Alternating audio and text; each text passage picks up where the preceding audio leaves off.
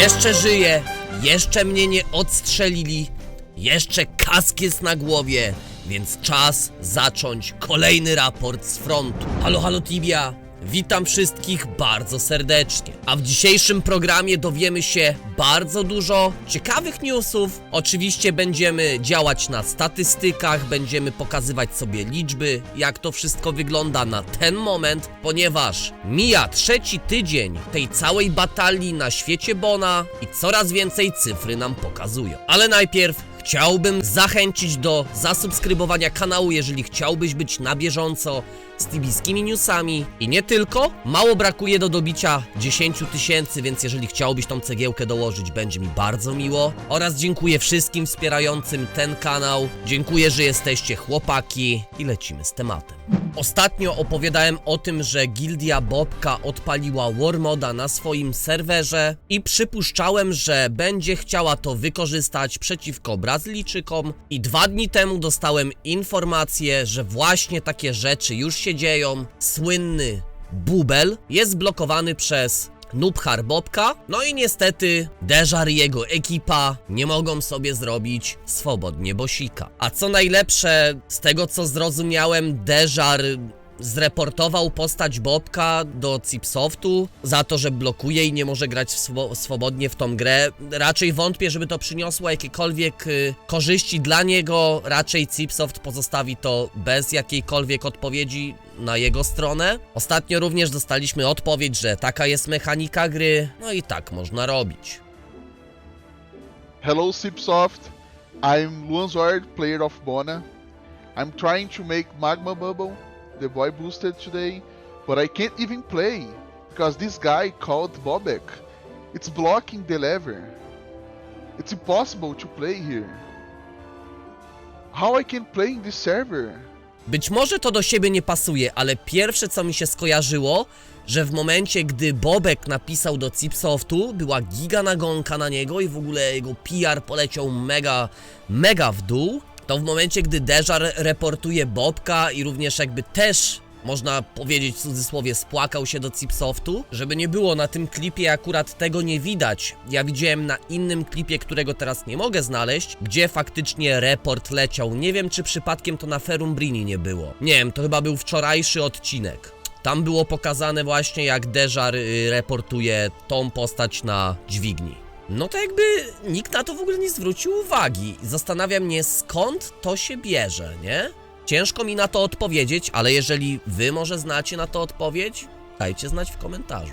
Myślę, że dobrym momentem będzie na spojrzenie expa, jak tam wygląda wbijanie expando pomiędzy dwoma panami.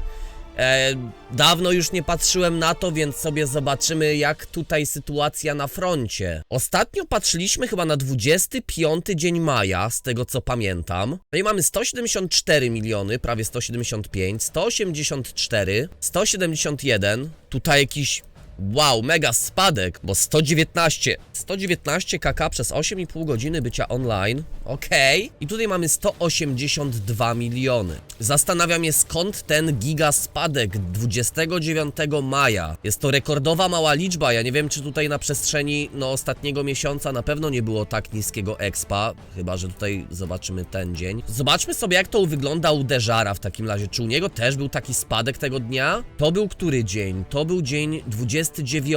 29 zrobił 265 prawie milionów. No to nadgonił bardzo ładnie tego dnia. Znaczy bardzo ładnie, no chodzi o to, że bardzo dużo, tak? Tutaj widzimy tą tendencję taką 200, między 240 a 260 milionów. To się dosyć mocno utrzymuje już od końca tego eventu z demonicznymi lalkami. Tutaj bardzo powtarzalny exp również. U Bobka możemy zauważyć tą samą tendencję. Po demon evencie tutaj 146, 143, 167, ale można powiedzieć, że wczorajszy dzień był najbardziej profitowy, jeżeli chodzi o expa. Ostatnio podobną liczbę expa miał 10 dni temu.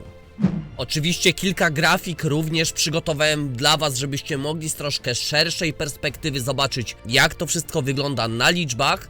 I tutaj możecie zobaczyć grafikę, która pokazuje Team Hunt Bobka oraz tutaj też kilku pomocników, ale nie na tym chciałbym się skupić na Total Expie, który możecie zobaczyć na samym dole.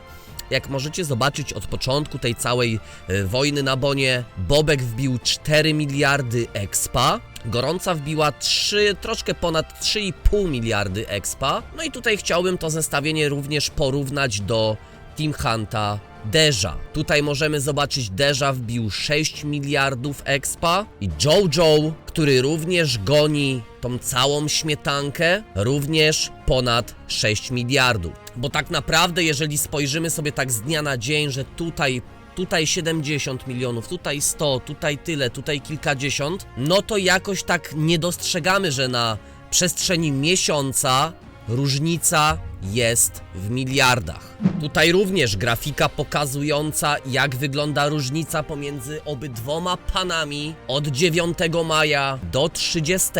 No i największy spadek, największa różnica tutaj jest właśnie 29, te 146 milionów i 25 124 miliony. Gdzieś tam pomiędzy również 124 miliony, 132, jeszcze jak był tutaj demon Lulabli Event. Ale również są takie dni, gdzie ta różnica nie była aż tak duża. Może nie skupiajmy się na początku, gdzie tutaj jest 27, 14, 70, 60, 67, okej. Tutaj jeszcze te chary zbierali, ale również możemy zobaczyć, że 24 było to 70, wczoraj było to 74 miliony, 74, więc tutaj tak różnie z tym bywa, szczerze mówiąc. Ale najważniejszą grafikę, którą chciałbym wam pokazać, to jest właśnie to. Możecie zobaczyć od 9 maja, jaka jest średnia różnica, jeżeli chodzi o expa wbijanego przez Bobka i Deja. Jest to 93 262 811 expa. I jeżeli ta średnia się utrzyma, wiadomo, może być troszkę mniejsza, troszkę większa, mniej więcej, to za 175 dni 22 listopada jeszcze w tym roku 2023, Bobek straci top 2. Oczywiście do Gorącej jeszcze troszkę expa brakuje, ale w momencie, gdy Deja dogoni Bobka, wtedy będziemy mogli się zająć, ile expa brakuje do prześcignięcia Gorącej. Nie wiem, czy pamiętacie jeden z pierwszych odcinków, gdzie nagrywałem właśnie raport z wojny. Robiliśmy również takie obliczenia, tam było, no nie wiem, na zasadzie 2, 3, 4 pierwszych dni, to tam była taka różnica, że za 280 dni przegoni Dejar Bobka, jeżeli chodzi o topkę. Minęło, bagatela, 22 dni, 23, powiedzmy, że 3 tygodnie i różnica z 280 spadła już do 175. Jeszcze jako ciekawostkę chciałbym dodać, że na ognistej bibliotece ciągle się dzieje. Grunt pali się pod nogami jednym i drugim i panowie wymieniają się sympatycznością, robiąc sobie nawzajem trapy, wahadełka, rzucanie labelków na drzwi i takie tam. Na początek 1427 MS z Team Huntu Deja gdzieś tam przepychał się z Norotem i tak wyglądała cała ta sytuacja.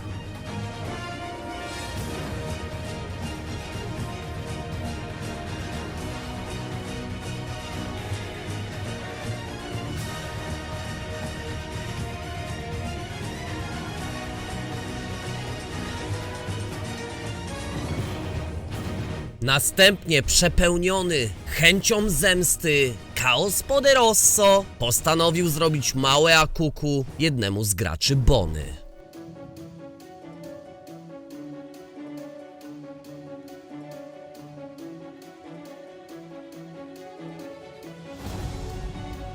No i tak to wygląda, no. Zaraz miesiąc minie, końca nie widać. Sytuacja dalej w toku. Jak to u was wygląda? Czy dalej to zainteresowanie wojną jest? Czy może zerkacie? Czy może gdzieś tam pod koniec dnia sobie tylko gdzieś aktualizujecie sytuację? A może kompletnie macie już w to wywalone? Dajcie znać w komentarzu. Jeżeli dotrwaliście do tego momentu, hashtag strojny, oczywiście, dopiszcie tam na dole. I zapraszam do siebie na streamy codziennie bez czwartku od godziny 10 na Twitchu. Wiecie, gdzie mnie szukać. Wszystkie informacje są w opisie filmu. I co, z tej strony niezależny, tibijski dziennikarz wojenny. Mówił do was strojny Max Tibianco. Mówię jak jest. Piwnica Karlin.